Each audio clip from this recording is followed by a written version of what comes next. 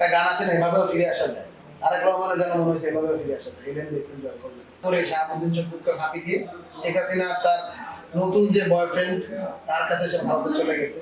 তবে যাই হোক, চুপ্পু গেছেন, এইটা ভালো নিউজ। এই হাসিনার যদি ফাঁসির রায় হয়, চুপ্পুর কেন ফাঁসির রায় হবে না? বিএনপির কেন মনে হয়েছে যে শেখ হাসিনার সাথে চুপ্পুর যোগাযোগ নাই, সে যোগাযোগ করবে না? তো বিএনপি যে মুনাফেক দল, সেই জিনিসটা তারা ওই প্রথম দফায় প্রমাণ করে দিচ্ছে। বিএনপি কিন্তু বাংলাদেশের প্রত্যেকটা অভ্যুত্থানের বেনিফিশিয়ারি। বাংলা সবসময় বিদ্রোহ করেছে, বাংলা সবসময় রক্ত দেওয়া শিখিয়েছে এবং বাংলা সবসময় রক্ত দেয়। একটা কথা স্পষ্ট, বিএনপি একটা আওয়ামী লীগ হওয়ার যোগ্যতা রাখে না। আওয়ামী লীগের যে ফ্যাসিবাদী স্ট্রাকচার, সেটা হওয়ার যোগ্যতা রাখে না। বিএনপি বাংলাদেশের এই মুহূর্তে সব থেকে বড় রাজনৈতিক দল। আমরা তাদেরকে বলবো, ভুল রাজনীতি করে জুলাইয়ের বিরুদ্ধে অবস্থান নিয়ে, বাংলাদেশের ছাত্র জনতার পালসের বিরুদ্ধে অবস্থান নিয়ে আপনারা একটা জাতীয় পার্টি করেন। আবু সাইদ আমাদেরকে শহীদ হওয়া শিখিয়েছে এবং হাসিনার মসনদের বিরুদ্ধে বুকে গুলি নিয়ে হলেও পরিবর্তনের যে বাণী, সেটার জন্য আমাদেরকে উজ্জীবিত করেছে। শাহাবুদ্দিন চুপ্পু পদত্যাগ করেছে। আসলে এই 2 বছর তিনি কেন পদত্যাগ করেনি এবং বিএনপিও কেন চায়নি? এটা একটা গল্প, আসলে একটু স্যাটায়ার হিসেবে হয়তো বা বলা হয়, বাট একটা গল্প বলতে চাই। শেখ হাসিনা এবং শাহাবুদ্দিন চুপ্পুর একটা গভীর আছে। এমন একটা প্রেম দেখলেন, ভিতরে প্রেমিকাকে না দেখলে আসলে শাহাবুদ্দিন চুপ্পুর ঘুম হতো না। সে প্রেমিকার পায়ের ধুলার জন্য আমরা শুনতে পাইছি যে পায়ের ধুলো দেয় না কেন শেখ হাসিনা, এই জন্য শাহাবুদ্দিন চুপ্পুর রাতের ঘুম হারাম হয়ে গেছে। তো কি দেখা গেল যে শেখ হাসিনা যখন চলে গেল, তখন সে না জানায় এক প্রকার ব্রেকআপ করে শাহাবুদ্দিন চুপ্পুকে ফাঁকি দিয়ে শেখ হাসিনা তার নতুন যে বয়ফ্রেন্ড তার কাছে সে ভারতে চলে গেছে। তো সে চুপ্পু একটু কষ্টই পাইছে আর কি। তখন তারেক রহমান আসলেন দেশের মাঝে। তারেক রহমান তখন বললেন যে ঠিক আছে, তোমাকেও ছেঁকা দিচ্ছে, কি হয়েছে, আমি তোমাকে ভালোবাসবো। তো ভালোবেসে তখন তিনি আগলে রাখলেন। আগলে রাখার জন্য তো একটা কন্ডিশন দিতে হয়। তখন একটা ব্যাখ্যা দাঁড় করালেন, সাংবিধানিক জটিলতা। এই সাংবিধানিক জটিলতার কথা বলে তখন নতুন করে যে হাসিনার যে প্রাক্তন, সেই প্রাক্তনকে নিজের গার্লফ্রেন্ড বা বয়ফ্রেন্ড বানায়। চুপ করে এইভাবে সংসারটা চলতেছিল। তো এখন দেখা গেছে তার লন্ডনে গিয়ে শাহাবুদ্দিন চুপ্পু, এই যে প্রথম প্রেম, তারে কি আর ভোলা যায় ভাই? এই প্রেমের কথা মনে করতে যায় লন্ডনে গিয়ে সে তার আবার তার এক্স সুযোগ একটা পেয়ে এক্স হাসিনার সাথে আবার যোগাযোগ করার চেষ্টা করছে। এখন তো তারেক রহমান রানিং বয়ফ্রেন্ড কষ্ট পাইল, কষ্ট পেয়ে আবার সে এখন ব্রেকআপ করে দিল। সেই ব্রেকআপেরই অবস্থা আজকে আমরা অফিসিয়ালি সকলে জানতে পারলাম যে ব্রেকআপ হয়েছে, চুপ্পু পদত্যাগ করেছে। বিষয়টা স্যাটায়ারিক, বিষয়টা রম্য হলেও ঘটনাগুলো আসলে এরকমই। আমরা যখন রাষ্ট্রপতি পদত্যাগের জন্য, চুপ্পুকে পদত্যাগের জন্য আমরা যখন বঙ্গভবনের সামনে মিছিল করি, অবস্থান কর্মসূচি গ্রহণ করি, সেই সময় কোট আনকোট করে যদি বলি, বিএনপির পক্ষ থেকে জানানো হয়েছে সাংবিধানিক জটিলতা তৈরি হবে, তাই এই মুহূর্তে শাহাবুদ্দিন চুপ্পুর পদত্যাগ চাওয়াটা বাড়াবাড়ি। এবং আমাদেরকে বলা হয়েছিল যে এরা বাচ্চা মানুষ, এরা সংবিধান বোঝে না, এরা রাষ্ট্রের ক্রাইসিস বোঝে না। রাষ্ট্র একটা জটিল জিনিস, এই জটিল জিনিস মেনটেন করতে হলে অনেক অপ্রিয় সত্য মেনে নিতে হয়। ইন্টারিম আমলে কিন্তু আপনারা চুপ্পুকে দেখেন না, এবং চুপ্পু যখন সাংবাদিকদের মাঝে আরেক দালাল, বাংলাদেশের সাংবাদিকতার ইতিহাসে সর্বোচ্চ দালালি যাদের হয়তো বা আপনি কি করতে পারেন, তাদের মধ্যে অন্যতম হায়দার আলী, কালের কণ্ঠর সম্পাদক, সে গিয়ে চুপ্পুর একটা ইন্টারভিউ নেয় এবং চুপ্পু স্পষ্ট বলেছিল যে ইন্টারিম গভর্নমেন্টের সময় তাকে আসলে কোনো প্রকার স্বাধীনতা দেওয়া হয়।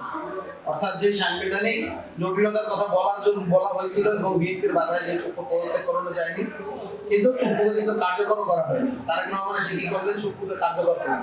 তাকে নিয়ে ঘোরের ফেরত থেকে মনে হচ্ছে যেন একটা হাস্যোজ্জ্বল কাপড়, হ্যাপি কাপড় আমরা যাকে বলি, নিউলি ম্যারেড একটা ব্যাপার স্যাপার। কিন্তু এখন আইসা সেই সালাউদ্দিন সাহেব, যিনি তখন ব্যাখ্যা করেছিলেন যে কেন চুপ্পুকে সরানো যাবে না, উনি এখন চুপ্পুকে সরানোর জন্য সাংবিধানিক যেই ব্যাপার স্যাপার আছে এবং কেন চুপ্পুকে সরানো যাবে, চুপ্পুর পদত্যাগ কিভাবে হবে, কোন প্রক্রিয়া হবে, তাদের সাংবিধানিক কোনো জটিলতা নাই, সেটাও তিনি ব্যাখ্যা করলেন। এইটাও একটা হাতিম হইয়া হুকুম করো, পুলিশ হইয়া ধরো, সর্প হইয়া দর্শন করো জায়গায়। এইটা আসলে বিএনপি প্রমাণ করছে তারা তাদের সুবিধা মতো জুলাইকে ব্যবহার করে, তারা তাদের সুবিধা মতো সংবিধানকে ব্যবহার করে, তারা তাদের সুবিধা মতো সংসদকে ব্যবহার করে, এবং শহীদের রক্ত আমরা যদি বলি, সেই যে রক্তের সাথে জাস্টিস না করে সেটাকে কেবলমাত্র ইউজ করা এবং সেই রক্তের উপর তারা দিয়ে ক্ষমতা আনয়ন করা, এটাই তাদের একমাত্র উদ্দেশ্য। তবুও দিন শেষে বলবো যে এই পদত্যাগের মধ্যে দিয়ে বিএনপি শুভবুদ্ধি উদয় হয়েছে কিনা জানি না, সেটা পরবর্তী রাষ্ট্রপতি কি হবে তার মধ্য দিয়ে আসলে আমরা বুঝতে পারবো। তবে যাই হোক, চুপ্পু গেছেন, এইটা ভালো নিউজ। তবে এইটাও আমাদের মনে রাখতে হবে, বাংলাদেশের ছাত্র জনতার উপর অবৈধ তৎকালীন ভোট চোর খুনি ফ্যাসিস্ট প্রধানমন্ত্রী যে শেখ হাসিনা যখন গুলি চালায়, বাংলাদেশে গণহত্যা চালায়, তখন কিন্তু প্রেসিডেন্টের হাতে ক্ষমতা ছিল অর্ডিন্যান্স জারি করে হাসিনাকে এই গণহত্যা থেকে রুখে দেওয়া এবং গণহত্যা থেকে রুখে দিয়ে বাংলাদেশের স্টেবিলিটি কায়েম করা, বাংলাদেশের নাগরিকের পাশে দাঁড়ানো। ওই জন্যই তাকে বাংলাদেশের সর্বোচ্চ মর্যাদাপূর্ণ পদে আসীন করা হয়েছে। কিন্তু জনগণের বিরুদ্ধে গিয়ে জনগণের যে পক্ষ, সেই পক্ষ গিয়ে সে ফ্যাসিস্টের পক্ষ চয়েস করেছে এবং গণহত্যার পক্ষে তার অবস্থান ছিল। সুতরাং এই গণহত্যার দায় যেমন হাসিনা দেয়, সেই গণহত্যার দায় কিন্তু শাহাবুদ্দিন চুপ্পু দেয়। এই হাসিনার যদি ফাঁসির রায় হয়, চুপ্পুর কেন ফাঁসির রায় হবে না? আমরা শুনতে পাচ্ছি চুপ্পুকে সেফ এক্সিট দেওয়ার জন্য বিভিন্ন মহল চেষ্টা করতেছে। ইন্টালেকচুয়ালদের একটা মহল আইসা বলতেছে যে যেই তো বাংলাদেশের রাষ্ট্রপতি, এটা একটা আলংকারিক পদ, তাই হাসিনা যেভাবে খুনের সাথে দায়ী, সে দায়ী না। এই ধরনের বিভিন্ন ব্যাখ্যা তারা দেওয়ার চেষ্টা করতেছে। এইগুলা একটা জিনিসই প্রমাণ করে, বাংলাদেশে যে আমরা বলেছি এক দফায়, ঐতিহাসিক জুলাই এক দফায় ফ্যাসিবাদী ব্যবস্থার বিলোপ, নতুন রাজনৈতিক বন্দোবস্ত বিনিময়, শেখ হাসিনার পতন। হাসিনার পতন হলেও ফ্যাসিবাদী ব্যবস্থার বিলোপ হয় না। যদি ফ্যাসিবাদী ব্যবস্থার বিলোপ হইতো তাহলে চুপ্পুও থাকতো না। আর চুপ্পু যখন নেই, তখন চুপ্পুকে যাতে ফাঁসি দেওয়া না হয় তার পক্ষে বয়ান উৎপাদন করা হতো। সুতরাং আমরা বলতে চাই, অবিলম্বে চুপ্পুকে গ্রেপ্তার করতে হবে। তার দোষ কতটুকু সেটা বিচার কার্যের মধ্য দিয়ে সেটা নির্ধারণ করা হবে। তবে তাকে ফ্রি লাইসেন্স দেয়া, ফ্রি অ্যাক্সেস দেয়া, তাকে মুক্ত করা, এই ধরনের কোনো কিছু সুযোগ দেওয়া হবে না। এমনও আমরা রিউমার শুনতে পাচ্ছি যে তাকে পদত্যাগ করানোর, পদত্যাগ পত্র দেওয়ার একটা মাত্র কন্ডিশন ছিল তাকে সেফ এক্সিট দিতে হবে। এই ধরনের বাংলাদেশের জনরায় বিরোধী, জনগণের পালস বিরোধী যদি কোনো কার্যক্রম বিএনপি গভর্নমেন্ট করে থাকে, তারেক রহমান করে থাকে, তাহলে একটা কথাই বলবো, তারা শহীদের রক্তের কাছে দায়ী থাকবে, ঠেকা থাকবে এবং শহীদের রক্তের প্রতি আমাদের যে শপথ, সেই শপথের সাথে বেইমানি করা হবে। আজকে আমাদের যুব প্রোগ্রাম ছিল, সেখানে শহীদের আনাসের মা উপস্থিত ছিলেন, শহীদ সৈকতের বড় বোন হেমন্ত উপস্থিত ছিলেন। শহীদ আনাসের মা কান্না বিজড়িত কণ্ঠে স্পষ্টভাবে বলেছিল, যারা দেশে থাকে, যে সকল চানকার বলে শহীদ আনাস শহীদ হয়, সেটা রায় হয়েছে ট্রাইব্যুনাল থেকে। যারা দেশে ছিল তাদেরকে রায় দেওয়া হয়েছে 3 বছর 5 বছরের সাজা। আর যারা বিদেশে পলাতক, তাদের দেশে আসার কোনো সম্ভাবনা নেই, তাদের দেওয়া হয়েছে ফাঁসি। তিনি এটাকে বলেছেন প্রহসনের বিচার। তিনি এর সাথে সাথে রাষ্ট্রপতি চুপ্পু তাদের শাস্তির দাবি করেছেন।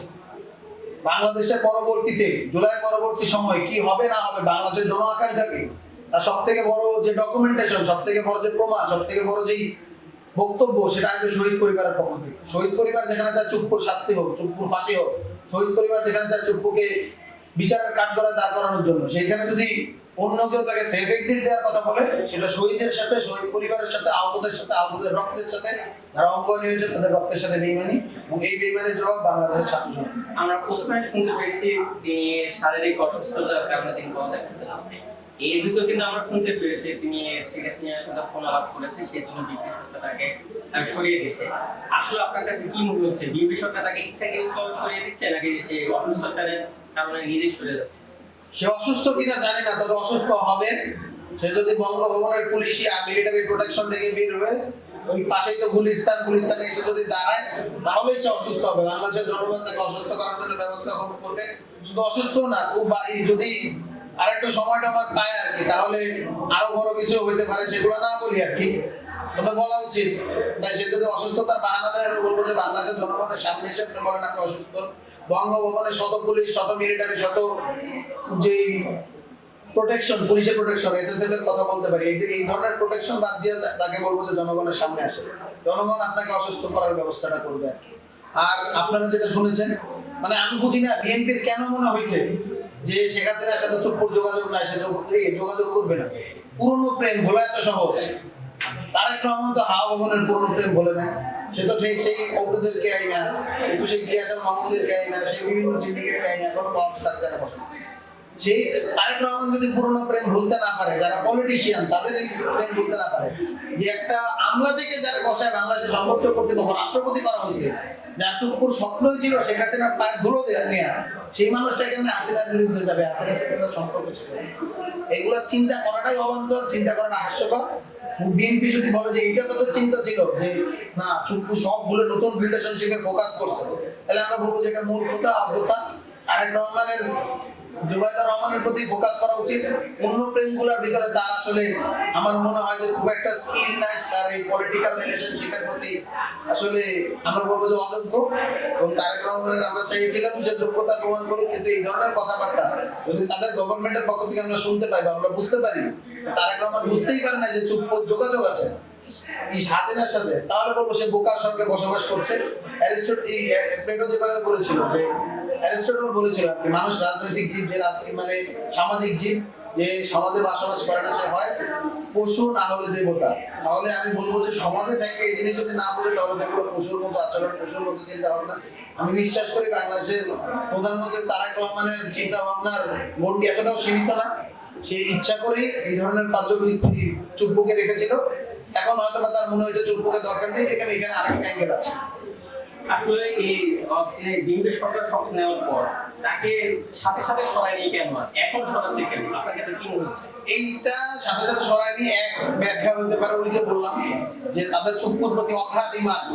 কিছু জিনিস থাকে না যে ইসের ভিতরে পূর্ণাঙ্গ ঈমান। মুসলমান হইতে গেলে যেমন কালেমা পড়তে হয়। আমি জানি না তারেক রহমান সাহেব বা বিএনপি সরকার কি গভর্নমেন্টে আসার আগে চুপ্পুর কাছে কালেমা পড়ছে কিনা। তবে একটা বড় পলিটিক্যাল রিজন যদি আমরা বলতে যাই তাহলে এটা বলা যায়, এই যে রাষ্ট্রপতির মেয়াদ তো 5 বছর, সরকারের মেয়াদ 5 বছর, এই যে 3 মাস পরে বা 4 মাস পরে যে ইটা করানো হলো, পদত্যাগ করানো হলো, হয়তোবা যখন বিএনপি সরকার ক্ষমতা ছাড়বে একটা তখন যে ক্ষমতা আসবে, যে তখন আমরা ইন্টারিম গভর্নমেন্টের তত্ত্বাবধায়ক সরকার বলি আর কি, সেই তত্ত্বাবধায়ক সরকারের সময়ে যাতে রাষ্ট্রপতি বিএনপি মনোনীত যিনি আছেন তিনি থাকেন, এই ষড়যন্ত্র আসলে হতে পারে। এটা আসলে বাংলাদেশের লেভেল প্লেইং ফিল্ড, নির্বাচন ব্যবস্থার প্রতি যে বাংলাদেশের মানুষের আশা আকাঙ্ক্ষা এবং জুলাইয়ের মধ্য দিয়ে, রক্তের মধ্য দিয়ে, এই রক্তস্নাত যে জুলাই, তার মধ্য দিয়ে আমরা যে একটা নির্বাচন পেয়েছি, জনগণের ম্যান্ডেট পেয়েছি, সেই ম্যান্ডেটকে অকার্যকর করে দেওয়ার একটা নীল নকশা হতে পারে। এই সম্ভাবনাও আসলে এড়ানো যায় না। আমরা বলতে চাই বিএনপির যেহেতু দলীয় রাষ্ট্রপতিকে বিএনপি গভর্নমেন্টের পদত্যাগের সাথে সাথে দলীয় রাষ্ট্রপতির পদত্যাগও জরুরি। এবং সেই সময়ের মাঝে বাংলাদেশের রাষ্ট্রকে তত্ত্বাবধায়ক সরকারের হাতে দিয়ে যাতে একটা সুষ্ঠু সুন্দর নির্বাচন হয় এবং তত্ত্বাবধায়ক সরকার যাতে সেই সময় নিরপেক্ষ হয়, সর্বমহলের কনসার্নের ভিত্তিতে হয়, সরকার দল বিরোধী দলের মতামতের উপর ভিত্তিতে, সেই জিনিসটা নিশ্চিত করা। আসলে জুলাই গণঅভ্যুত্থানের পরে শেখ হাসিনা পালিয়ে গেছে, কিন্তু 2 বছর রাষ্ট্রপতি সাবেক চুপ্পু তিনি কিন্তু বঙ্গভবনে অবস্থান নিয়েছে। এই 2 বছর তিনি কার শক্তিতে ওই জায়গায় বসেছিলেন? এটা তো স্পষ্টই, আমরা সরাতে চাইছি বিএনপি তাকে শেল্টার দিয়ে রাখছে। বিএনপির শক্তিতে, বিএনপি তো বাংলাদেশের সব থেকে বড় রাজনৈতিক দল, তারা ক্ষমতায় আছে 2/3 ভোটের ভিত্তিতে, এটা তো অস্বীকার করার উপায় নেই। আমরা তো একটা রাজনীতির জায়গা থেকে আমরা বলবো যে আমাদের অগ্রযাত্রা হয়েছে কত 1-1.5 বছর, 1-1.5 বছর হয় না, 1 বছর 1 মাস। তো সেই জায়গা থেকে আমাদের পলিটিক্যাল ভয়েস, পলিটিক্যাল পার্টি হিসেবে এখনো সাংগঠনিক বিস্তার বাকি আছে। আমরা একটা কথা বলতে চাই, আমরা যেদিন বিএনপির সাংগঠনিক সক্ষমতার অর্ধেক সক্ষমতাও যাবে, সেদিন আমরা বিএনপির এই যে যেগুলো তারা করেছে, জুলাই শহীদদের প্রতি ইনজাস্টিস, জুলাই সনদের প্রতি ইনজাস্টিস, জুলাই ঘোষণাপত্রের প্রতি ইনজাস্টিস, এগুলো যে ওয়াদা দিয়ে ওয়াদার বরখেলাপ, সেই দিনে আমরা এই বিচারগুলো করবো ইনশাল্লাহ। আমরা রক্ত দেওয়ার জন্য প্রস্তুত আছি। বাংলাদেশে 1400-1500 শহীদ হয়েছে জুলাই অভ্যুত্থানে, প্রয়োজনে আমরা শহীদ হবো, কিন্তু তাদের রক্তের প্রতি আমাদের যে শপথ, 1 দফার ভিতরে আমরা যেটা বলেছিলাম সেদিন শহীদ মিনারে শপথ নিয়েছিলাম, সেই শপথ তো আমাদের বাস্তবায়ন করতে হবে। আমরা তো মুসলমান, আমরা তো মুনাফিক হয়ে মরতে পারবো না। তো মুনাফিক হয়ে যদি আমাদের মরতে না হয়, তাহলে আমাদের তো এই কমিটমেন্ট শহীদদের প্রতি এটা তো বাস্তবায়ন করতে হবে, তাই না? আসলে বিএনপি নির্বাচনের আগে বলছে গণভোট এবং জুলাই সনদ বাস্তবায়ন। আসলে তাদের কার্যকর দেখে আপনার কাছে কি মনে হচ্ছে, তারা জুলাই সনদ না, সালাউদ্দিন সাহেব সংসদে দ্বারা স্পষ্টভাবে বলছে যে অনেক জিনিস আমরা মেনে নিছি যাতে নির্বাচন বাধাগ্রস্ত না। ভাই মুনাফিকের লক্ষণ 3টা, সে যখন কথা বলে মিথ্যা কথা বলে, প্রথম লক্ষণ। তো বিএনপি যে মুনাফিক দল, সেই জিনিসটা তারা ওই প্রথম দফায় প্রমাণ করে দিচ্ছে। আমরা আশা রাখতে চাই আর কি, বাংলাদেশের জনগণ যেহেতু তাদের নির্বাচন করেছে, আমরা আশা রাখতে চাই তারা এগুলো করবে না, কিন্তু তারা তো কার্যক্রমের মধ্যে দিয়ে প্রমাণ করে দিচ্ছে। এবং আমি তো, আপনি বলবেন আমি পলিটিক্যাল বক্তব্য দিই, রাজনীতিবিদ হিসেবে গলাবাজি করি। আজকে শহীদ পরিবারের উপস্থিত ছিল, তারা বলছে যে বিএনপি বেইমানি করেছে, বেইমানের ধারা যদি কন্টিনিউ রাখে বিএনপি, তাহলে তারা সাংগঠনিক, তাহলে তারা ব্যবস্থা নেবে। এবং তারা এটাই বলছে যে জুলাইয়ের পক্ষে যদি বিএনপি থাকে, আমরা বিএনপির সাথে আছি, বিএনপি গভর্নমেন্টের সাথে আছি। বিএনপি যদি জুলাই বিরোধী অবস্থান নেয়, শহীদ পরিবারের বিএনপি বিরোধী, স্পষ্টভাবে তারা আজকে স্টেটমেন্ট দিয়ে গেছে।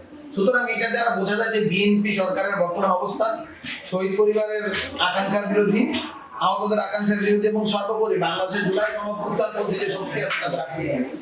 আসলে জুলাই গণঅভ্যুত্থানে আপনি সহযোগিতা ছিলেন, আসলে আপনারা যেই স্বপ্ন নিয়ে এই জুলাই অভ্যুত্থানে অংশগ্রহণ করেছেন সেই স্বপ্নের বাংলাদেশ আপনারা পেয়েছেন কি? দেখেন, পৃথিবীর কোনো গণঅভ্যুত্থান কোনো বিপ্লবের পরবর্তী সময়ে এক্সপেকটেশন যা হয়, যে ইউটোপিয়া চিন্তা করা হয় সেই ইউটোপিয়া পাওয়া যায় না। এবং আমরা একটা জিনিস বুঝতে পেরেছি, আমাদের আসলে উচিত ছিল তখন বিপ্লবী সরকার গঠন। সেই সময় বিএনপির বাধা বিপ্লবী সরকার বা জাতীয় সরকার গঠন করতে পারেনি। তো এই জিনিসটা আসলেই খুবই দুঃখজনক, এই জিনিসটা আসলে বলতে খারাপ হয়। আমরা 90-ও দেখতে পেয়েছিলাম এই বিএনপি তখন যেটা করেছিল তিন দলীয় রূপরেখা, ওইগুলো তারা বাস্তবায়ন করেন, অনেক ব্যাপার বারবার করে দেখতে পেয়েছি। বিএনপি কিন্তু বাংলাদেশের প্রত্যেকটা অভ্যুত্থানের বেনিফিশিয়ারি। ৭৫-এর ছাত্র জনতার অভ্যুত্থান যদি আমরা বলি, সিপাহী জনতার অভ্যুত্থান যদি আমরা বলি সেটাকে, সেখানেও বেনিফিশিয়ারি বিএনপি, তখন জিয়াউর রহমান ক্ষমতা আসে। ৯০-এর এই যে গণঅভ্যুত্থান হয়েছে এরশাদ পতনের, তখনও বেনিফিশিয়ারি বিএনপি, তখন খালেদা জিয়া ক্ষমতা এসেছেন। এইবার যে ২৪-এর গণ আন্দোলন হলো, গণ অভ্যুত্থান হলো, এটারও বিএনপি বেনিফিশিয়ারি বিএনপি, সেখানের ভিতরে হলো গিয়ে তারেক রহমান ক্ষমতা এসেছে। অর্থাৎ তিন গণ অভ্যুত্থানের মধ্য দিয়ে, তিন অভ্যুত্থানের মধ্য দিয়ে বিএনপির যে তিনজন, তার কি জিয়াউর রহমান, বেগম খালেদা জিয়া এবং তারেক রহমান, তিনজন ক্ষমতা এসেছে। অভ্যুত্থানের বেনিফিশিয়ারি হয়ে বাংলাদেশের রাষ্ট্রের পরিবর্তন করার যখন প্রধান দায়িত্ব তাদের ঘাড়ে আসে, তারা সেই জিনিসটাকে বাধাগ্রস্ত করে। আমরা চাইবো বিএনপির শুভবুদ্ধির উদয় হোক, জুলাই সনদের অধীনে, জুলাই ঘোষণাপত্রের অধীনে বাংলাদেশ রাষ্ট্রের যে সংস্কারগুলো, সেই সংস্কারগুলো বাস্তবায়িত হোক। জনতার সিদ্ধান্ত নিবে এই বিএনপি সরকারকে রাখা যায় কি যায় না। জনতার হাতে যদি সিদ্ধান্ত দেওয়া হয়, হাসিনার পরিণতি বিএনপি স্মরণ রাখবে, এটা আমরা মনে করি। অন্যথায় জুলাইপন্থী যে শক্তি, যে জুলাইপন্থী শক্তিদের নিয়ে আমরা যে আমাদের যে রায়, জুলাই ঘোষণাপত্র এবং জুলাই সনদ, তা বাস্তবায়ন করা হয়েছে। জুলাই গণঅভ্যুত্থানে তো আপনার সামনের সারি থেকে নেতৃত্ব দিয়ে, আসলে ১৪ শহীদের যে কারণে বাংলাদেশের জন্য যে কারণে তারা শহীদ হয়েছে, সেই স্বপ্ন বাংলাদেশ তারা কেন পায়নি? এই না পাওয়ার কারণ হলো কি অনেকগুলো আছে। আমি প্রথমত বলবো ওল্ড এস্টাবলিশমেন্ট, পুরনো এস্টাবলিশমেন্ট। বিএনপি সে এস্টাবলিশমেন্টের পার্ট, জামাত সে এস্টাবলিশমেন্টের পার্ট, এবং আমাদেরকেও সে এস্টাবলিশমেন্টের পার্ট করার চেষ্টা করা হয়েছে। আমরা সেই এস্টাবলিশমেন্টের পার্ট হতে চাই। আমরা স্পষ্টভাবে বলতে চাই এটা একটা জেনারেশনাল ফাইট। বৃদ্ধ যারা আছেন, যারা এই ৭২-এর যেই ফ্যাসিবাদ, ৭২-এর সংবিধানকে কেন্দ্র করে যে ফ্যাসিবাদ রচিত হয়েছে, আমাদের যে স্বাধীনতার যে ঘোষণাপত্র ছিল সেখানের ভিতরে আমরা বলেছি সাম্য, সামাজিক মর্যাদা, সাম্য, মানবিক মর্যাদা, সামাজিক ন্যায় বিচার, তার বিরুদ্ধে গিয়ে গণতন্ত্র, সমাজতন্ত্র, জাতীয়তাবাদ, ধর্মনিরপেক্ষতার মোড়কে বাংলাদেশে যে নয়া ফ্যাসিবাদ এবং বাকশালী ফ্যাসিবাদ কায়েম করেছিল সেই মুজিব এবং তৎকালীন আওয়ামী লীগ সরকার, সেই ফ্যাসিবাদী কাঠামো এখনো যারা টিকায় রাখতে চেয়েছে, বিএনপির কথা বলবো আমরা, জামাতি গভর্নমেন্টে গিয়েছিল পূর্ববর্তী সময়, যারা এই ফ্যাসিবাদী কাঠামো টিকিয়ে রাখতে চেয়েছে ২৪ পূর্ববর্তী সময়, প্রত্যেকের আসলে এর মধ্যে দায় আছে। বিএনপির দায় আছে, আওয়ামী লীগের দায় আছে, জাতীয় পার্টির দায় আছে, প্রত্যেকের দায় আছে। এর ভিতরে ইসলামপন্থী দলগুলো, তাদেরও আসলে এই দায়গুলো তারা এড়াতে পারে। এবং এখন যেটা হয়েছে, একটা ওই যে পুরোনো এস্টাবলিশমেন্ট, সেই পুরোনো এস্টাবলিশমেন্ট নতুনদের যে আপ্রাইসিং সেটা মেনে নিতে পারেনি। আপনারা দেখতে পেয়েছেন প্রত্যেকের নামে অসংখ্য নোংরা ট্রায়াল চালানো হয়েছে। তারা লুটপাট করছে, তারা এই করছে, ওই করছে, কখনো কিন্তু প্রমাণ দেওয়া হয় না, কখনো মিডিয়ায় কেউ প্রমাণ দিতে পারে না। সবাই কি করছে? সবাই বিভিন্ন ধরনের অভিযোগ উত্থাপন করছে, এবং অভিযোগ উত্থাপন করার মাধ্যমে সকলকে কালার করা হয়েছে। জুলাইয়ের যে নেতৃত্ব, তাদেরকে কালার করা হয়েছে, এবং অর্থাৎ ইয়ংদের যে লিডারশিপ, এটাকে তারা ভয় পায়। জুলাইয়ের লিডারশিপ তো ইয়াংরা ছিল, এতে তো কোনো সন্দেহ নাই। রাজপথে যারা ছিল তারা তো ইয়াং, তারা তো কোনো সন্দেহ নেই। তো বুড়োরা ভয় পায় এই যুবকরা যদি ক্ষমতায় চলে আসে তাহলে কিন্তু এস্টাবলিশমেন্ট ধ্বংস হয়ে যায়। তো এই যে জেনারেশনাল ফাইট, যুবকদের সাথে বৃদ্ধদের ফাইট, এইটাই বাংলাদেশের পরবর্তী লড়াই, এবং এই লড়াই বাংলাদেশকে পথ দেখাবে। জুলাইয়ের যে প্রজন্ম, এই জুলাইয়ের প্রজন্ম যখন আজ থেকে 10 বছর বা 20 বছর পরে, অ্যাটলিস্ট 10 বছরের মধ্যেই তো তারা বাংলাদেশে মেইন স্ট্রিম হয়ে যাবে। বাংলাদেশের পলিটিক্যাল এবং পাওয়ার স্ট্রাকচারে যে যে জায়গাগুলো আছে সেখানে তো তারা আসলে পলিটিক্যাল পজিশনগুলো হোল্ড করবে। সেই সময় ইনশাল্লাহ জুলাই প্রজন্ম, জুলাইয়ের এক দফায় যে শহীদ মিনার থেকে তারা যে শপথ করেছে সেই শপথ বাস্তবায়িত হবে। ততদিন পর্যন্ত জুলাই আসলে চলমান থাকবে। জুলাইয়ের যে স্পিরিট, আকাঙ্ক্ষা, এটা একটা কন্টিনিউয়াস প্রসেস, এবং এই কন্টিনিউয়াস প্রসেস সেদিন শেষ হবে যেদিন আমরা ফ্যাসিবাদী ব্যবস্থা বিলোপ করে একটি নতুন রাজনৈতিক বন্দোবস্ত কায়েম করব। একেবারে সর্বশেষ আপনাকে যেটা জিজ্ঞেস করতেছে, আসলে জুলাই শহীদ এবং আহত পরিবারে যে স্বপ্ন, সেই স্বপ্ন বাংলাদেশ তারা যদি না পায়, আবার যদি কোনো এত বড় যদি আন্দোলন হয়, তারা মাঠে নামবে কি? বাংলাদেশের মানুষ বারংবার আশাহত হয়েছে, বাংলাদেশের মানুষকে বারংবার ঠকানো হয়েছে, তবুও বাংলাদেশের মানুষ জীবন দিতে সবসময় প্রস্তুত, দেশের জন্য, সত্যের জন্য, সার্বভৌমত্বের জন্য, এবং সরকারি হিসেবে ন্যায্যতা আদায়ের জন্য। এই জিনিসটাই আমরা বলতে চাই। প্রতিবারই মানে এই অঞ্চলটাকে মোগলরা বলতে বগুড়াতপুর, এইটা হলো গিয়ে বিদ্রোহের নগরী। বাংলা সবসময় বিদ্রোহ করেছে, বাংলা সবসময় রক্ত দেওয়া শিখিয়েছে এবং বাংলা সবসময় রক্ত দেয়।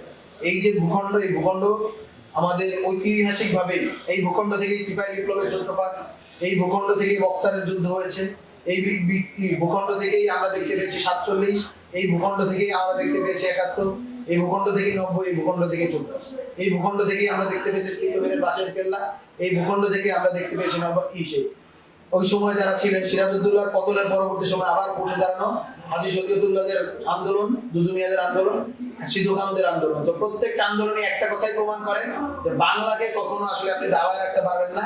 বাংলা বারংবার মাথা তুলে দাঁড়াবে যখনই এই ক্রাইসিসে পড়বে। বাংলাদেশের জনগণ হয়তো বা ঠকতে শিখেছে, বাট জীবন দিতে তারা ভয় পায় না, তারা বারবার ঝাঁপিয়ে পড়বে এবং পড়বেই।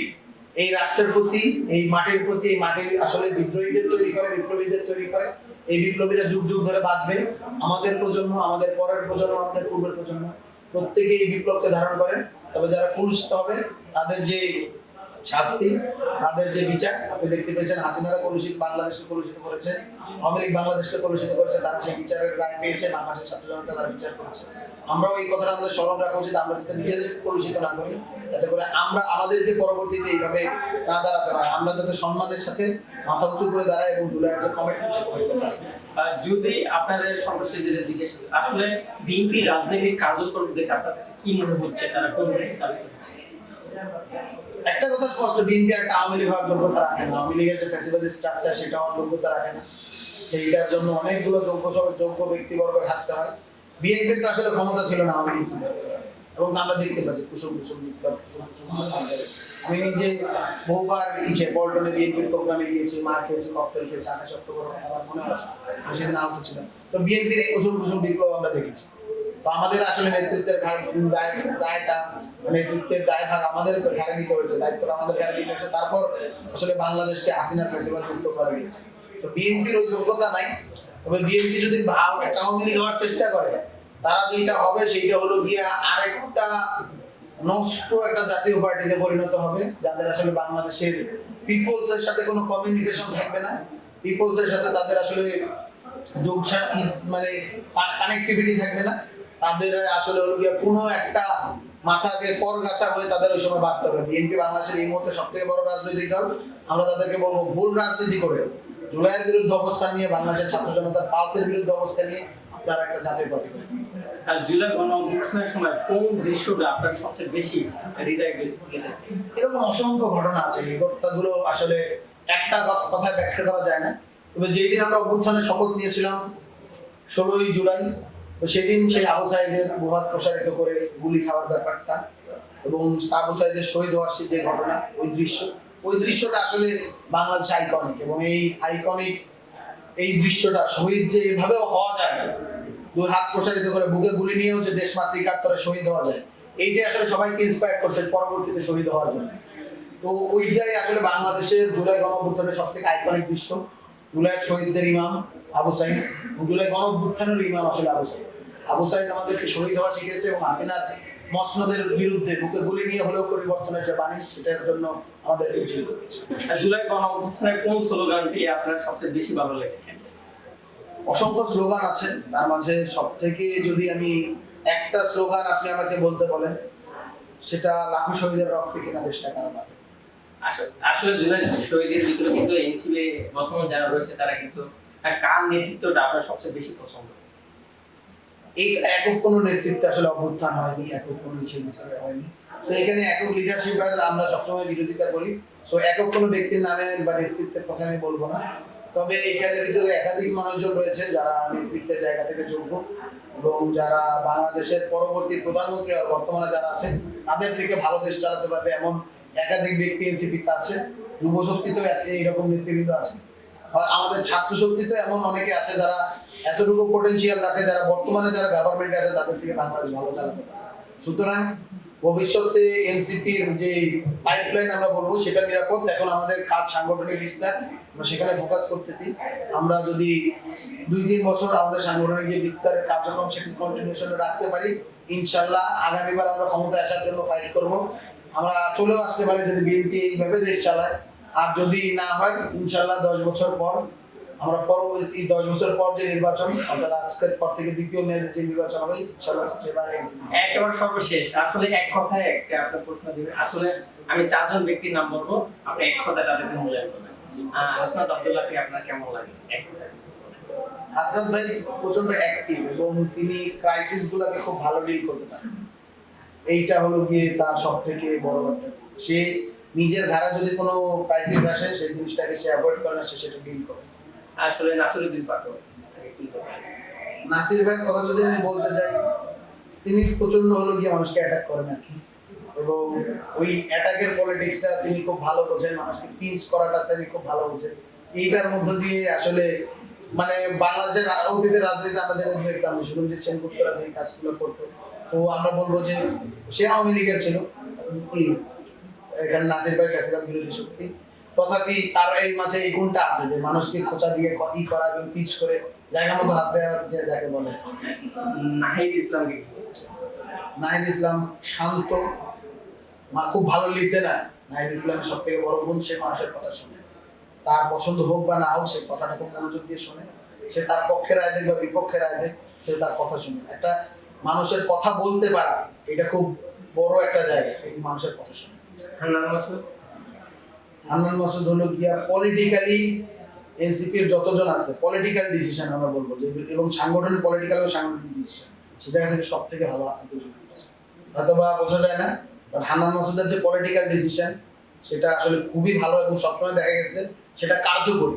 আপনার হয়তো বা খুব ফ্যান্সি মনে হবে না, শুনতে হবে খুব পশ মনে হবে না, বাট হান্নান মাসুদ সব থেকে কার্যকরী পলিটিক্যাল ডিসিশন গুলো নেয় এবং সাংগঠনিক ডিসিশন গুলো নেয়। আসলে এই চারজনের ভিতরে আপনি কাকে লাভ রিয়েক্টর দেবেন? লাভ এখানে সবাইকে আমি লাভ দিব, আমি কাউকে অ্যাংরি দিব না, কাউকে হারা দিব না, যেহেতু আমার নিজের সংগঠন, আমি তো এখানে কারো বিরুদ্ধে বলতে পারি না।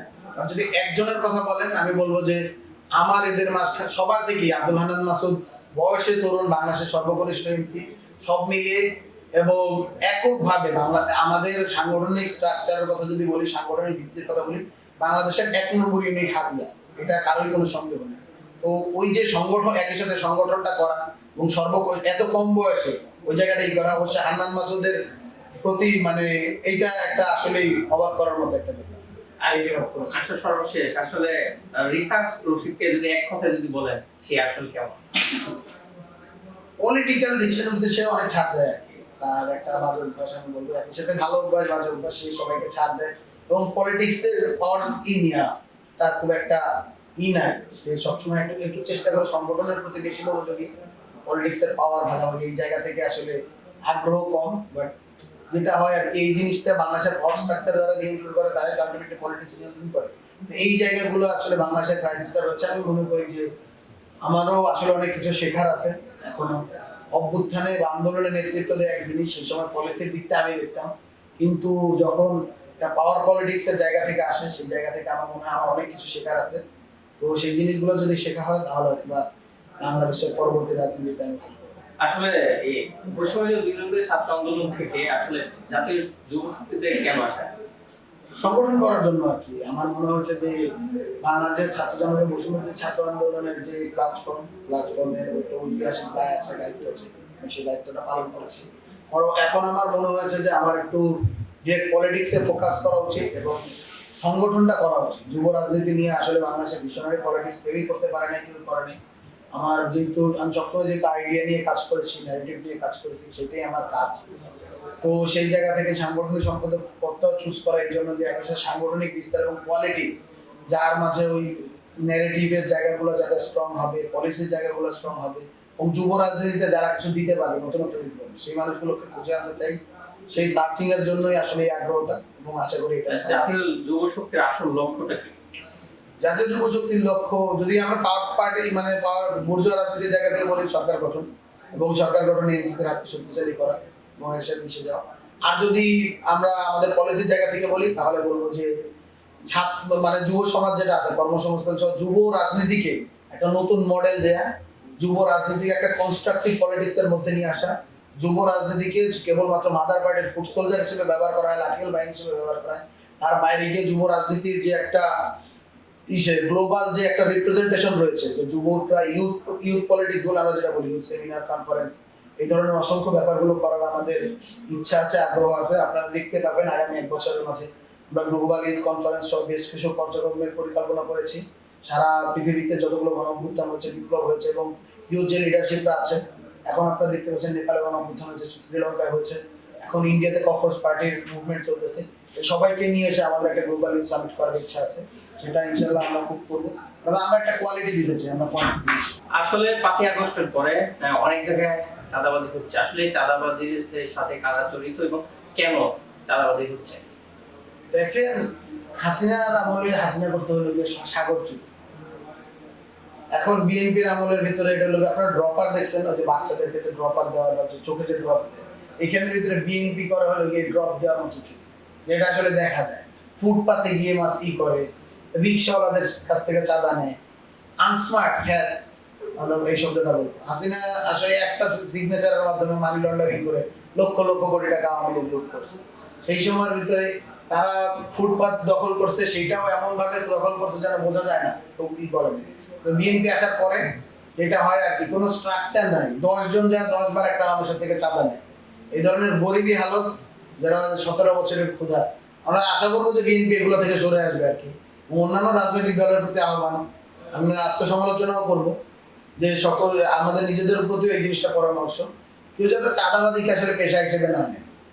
চাঁদাবাজিকে আপনি যদি পেশা হিসেবে নেন, তাহলে আপনি কখনো বাংলাদেশের রাজনীতিতে পজিটিভ কিছু দিতে পারবেন না। আপনার যত ইমপ্রেশন ভালো থাকুক, আপনার চিন্তা ভাবনা যদি এই থাকে যে চাঁদাবাজির মধ্য দিয়ে, বা আমি যদি বলি পলিটিক্যাল ইকোনমি থেকে আপনি রাজনীতি করবেন, তাহলে আপনি আসলে বাংলাদেশকে কিছু দিতে পারবেন না। আপনি যেটা হবেন, আপনি একটা সন্ত্রাসী হবেন। আপনার কাজ হবে হলো গিয়া যুবলীগের সম্রাটের মতো, যুবলীগের যে ওই সময়ের ভিতরে যারা ছিল, আপনার কাজ হবে কালা জাহাঙ্গীরদের মতো, সুব্রত বাইনদের মতো, এদের মতো কাজকর্ম আপনাদের করা হবে। আমরা বলবো যে ক্যাডার পলিটিক্স না হয়, গ্যাংস্টার পলিটিক্স না করে, চাঁদাবাজির পলিটিক্স না করে, এগুলো না করে ব্যবসা বাণিজ্য করেন, চাকরি বাকরি করেন, তাই সাথে সাথে রাজনীতি করেন, তো পজিটিভ পরিবর্তন আসবে। এটা শুধু বিএনপি বলবো না, এককভাবে বিএনপির সমালোচনা, প্রত্যেকটি রাজনৈতিক দলের কাছে আমার অনুরোধ। এখন সর্বশেষ, আসলে বিএনপির 4 জন ব্যক্তির নাম বলবো, এক কথায় আপনি বলবেন। আসলে সালাউদ্দিন আহমেদকে কি বলবেন আপনি? সালাউদ্দিন আহমেদের একটা কনফিউজিং ইউজ, এই লোকটা আসলে কখন কি করে বোঝা যায় না। তো এবং আমি মানে তাকে বাংলাদেশে মানে রহস্য পুরুষ যেরকম একটা ব্যাপার, সে কি করতেছে না করতেছে, তার গুম নিয়েও আসলে আমরা কনস্পিরেসি শুনি। কেউ বলে তিনি গুমে ছিলেন, আমরা কোনো গুমের ভিকটিমকে দোষারোপ করতে চাই না, কেউ ভিন্ন কথাও বলে। আমরা যেহেতু আমি নিজে যেহেতু গুমের ভিকটিমদের নিয়ে দীর্ঘ সময় কাজ করেছি, তো আমি এটা নিয়ে এই মন্তব্যগুলো করতে চাই না। তবে এই ধরনের কনস্পিরেসি গুলো আছে, সে খুবই কনফিউজিং মানুষ, আজ একটা বলে কাল একটা বলে। আজ জুলাই বিরোধী বক্তব্য দেয়, কালকে শোনা যায় যে হলো কি হাসিনা দেশে আসতে পারবে না। পরে আমরা এমনও শুনি যে গোপন বৈঠকে রিফাইন্ড আমেরিকা আনার জন্য, হাসিনাকে আনার জন্য তাদের হলো কি বিভিন্ন ধরনের কথাবার্তা চালু আছে। তো এই মানুষটা খুব কনফিউজ। মির্জা ফখরুলকে কি বলবেন? মির্জা ফখরুলকে আমি স্যাড রিয়েক্ট দেবো আর কি। স্যাড রিয়েক্ট এই জন্যই যে দলের মহাসচিব হিসেবে ক্রান্তিকালীন সময় দায়িত্ব নিয়েছিলেন, অথবা তার অনেক কিছু করতে পারেন নাই তিনি। দলের সেক্রেটারি হিসেবে বা মহাসচিব হিসেবে তার কতটুকু ওই ছিল, অ্যাক্সেস ছিল, সেটাও প্রশ্নবিদ্ধ করা যায়। বাট এই মানুষটা লড়ছে, রাজপথ ছেড়ে তো যায় নাই। তিনি হয়তো সাংগঠনিকভাবে বা তাদের বিএনপি সরকার ফেলতে পারে নাই, তার একটা বড় দায়িত্ব তারও, মির্জা ফখরুল ইসলাম আলমগীর। কিন্তু তিনি যেহেতু রাজপথে ছিলেন, আমরা তাকে দেখতে পাইছি, বেশ সজ্জন ব্যক্তিত্ব রাজনীতিতে, মানে খুব একটা ইসের ভিতরে কনস্পিরেসিতে জড়ায় না, কোনো একটা সমালোচনা হয় এরকম জিনিসে জড়ায় না। কিন্তু তাকে দেখা গেছে যে জুলাই পরবর্তী সময় তার যে জায়গাগুলো পাওয়ার কথা ছিল, সেটা আসলে হয় নাই। এই মুহূর্তে বাংলাদেশের পলিটিক্সে সে হয়তো বা বিএনপির দ্বিতীয় সর্বোচ্চ নেতা, মহাসচিব পদে আছে, কিন্তু সালাউদ্দিন আহমেদের এমন একটা জায়গায় চলে গেছে, তার বক্তব্যের পর আসলে মির্জা ফখরুল ইসলামের বক্তব্য, বয়ান বা পজিশন কোনো কিছু আসলে ভ্যারি করে না। তো সে তার পলিটিক্যাল পজিশন নিয়ে আসলে আমার মনে হয় খুশি না, এবং তার এমন একটা মন্ত্রণালয় দেওয়া হয়েছে, বড় মন্ত্রণালয়, কিন্তু সেই মন্ত্রণালয় নাকি প্রতিমন্ত্রী চালায় মীর শাহে আলম, যাকে আমরা কখনোই রাজপথে দেখি নাই আর কি। এবং সেই মন্ত্রণালয় নাকি তার অ্যাক্সেস নেই। মির্জা ফখরুল ইসলাম আলমগীর ফাইল নিয়ে যদি সিগনেচার করে পিএম অফিসে পাঠায়, সেই ফাইল নাকি ঘুরে আসে আবার প্রতিমন্ত্রীর কাছে। এই ধরনের কথাবার্তা আমরা শুনতে পাই আর কি। তো এই লোকটার জন্য খারাপ লাগে, এই জন্য স্যাড রিয়েক্ট। রুহুল কবির রিজভীকে কি বলবেন? রুহুল কবির রিজভীকে আসলে স্যাড রিয়েক্ট দেওয়া হচ্ছে, মানে এটা মানুষ সারা জীবন করে গেছে কাঁচা চুল নিয়ে। আমরা তখন ছোট্ট, একদমই ছোট, টিভির পর্দায় রাজনীতিটা খুব একটা বুঝতাম না, বাট দেখতাম একটা মানুষ আছে বিএনপি করে, ইনি বিএনপির সিনিয়র যুগ্ম মহাসচিব রুহুল কবির রিজভী। এই নামটা শুনতাম আমরা এতটুকুই। কাঁচা চুল নিয়ে একটা মানুষ পার্টি অফিসে ঢুকছে, পাকা চুল নিয়ে বের হয়েছে। শুনছি যে নমিনেশন চাইছিল, নমিনেশনে টাকা দেওয়া হয়নি। বিএনপির মহাসচিবের হবে শুনতেছি, সামনে পরিবর্তন হবে, সেই না তার নাম ভালো শোনা যাচ্ছে না, তিনিও আলোচনা নেই। মানে একটা মানুষ সারা জীবন পার্টিকে দিয়ে গেছে, কিছু পায় না আমার এরকম না। যুব দলের নয়নকে কি বলবেন? যুব দলের নয়নকে আমি ব্যক্তিগতভাবে লাভ রেট দিব। এই মানুষটা সবসময় একটা রাজপথের ছবি, হয়তোবা তার পলিটিক্যাল এমন অনেক কার্যক্রম যেটা হয়তোবা বাংলাদেশের মানুষের চোখে খারাপ লাগে, বাট এই মানুষটাকে সারা জীবন রাজপথে পাইছি আমরা, এমন কোনো সময় নাই।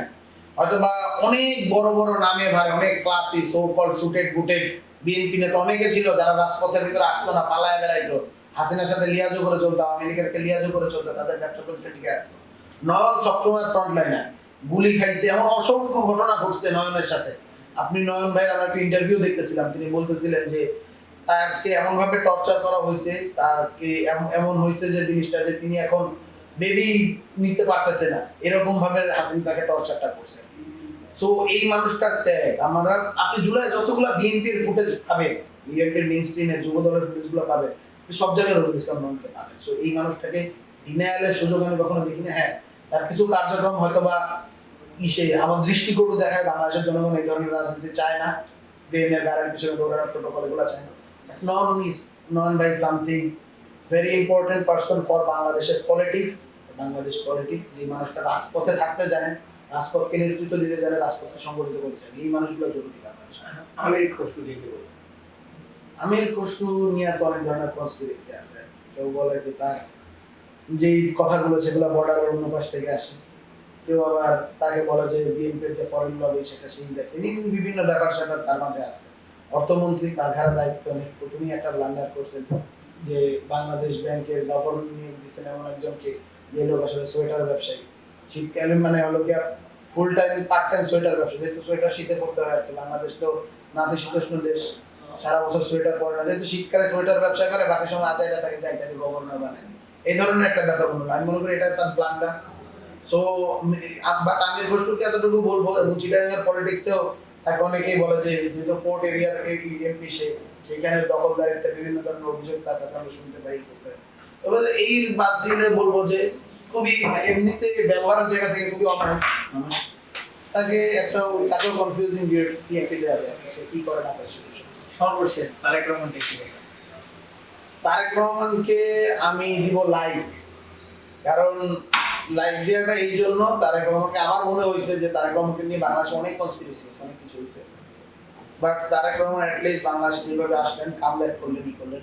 বিএনপি সমালোচনা আমরা অনেক করবো, সবকিছুই করবো, but Tarique Rahman as a individually তার যে পলিটিক্যাল জার্নি, তা মানুষের হারায় যাওয়া রাজনীতি থেকে তারপর আবার যে কামব্যাক, একটা গান আছে না, এভাবেও ফিরে আসা যায়, তারেক রহমানের যেন মনে হয়েছে এভাবেও ফিরে আসা যায়। এলেন, দেখলেন, জয় করলেন, বাংলাদেশের যে আগে কখনো এমপি হতে পারে না সেই প্রধানমন্ত্রী হলেন। আসলে আসলে সোনালী নিউজকে সময় দেওয়ার জন্য অসংখ্য ধন্যবাদ। সোনালী নিউজের পক্ষ থেকে সামান্য একটি গিফট আপনাদেরকে ধন্যবাদ।